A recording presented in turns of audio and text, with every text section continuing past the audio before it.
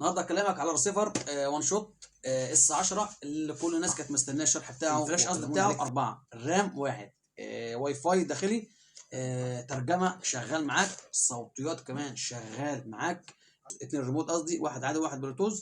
ممتاز جدا.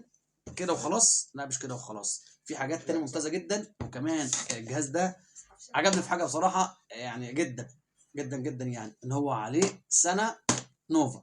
دي الحاجات بصراحه الحلوه اللي انا بحبها دايما. حلو جدا ان انت يبقى معاك سيرفر نوفا في جهاز زي كده، وكمان عندك 3 شهور سيرفر سبيد، كمان عليه سنه بوسات. يعني بصراحه شرينج كويس، وكمان نوفا كمان عامله معانا شغل كمان ومدعمانا بالسنه. يعني بصراحه الجهاز ممتاز جدا. كمان الشبكات الهوائيه انت كده 10 على 10. توكل على الله لو هجيب الريسيفر ده في الفئه دي ممتاز جدا جدا جدا. انا كده قلت لك شرحه كامل اهو زي ما وعدتكم ان شاء الله الرحمن.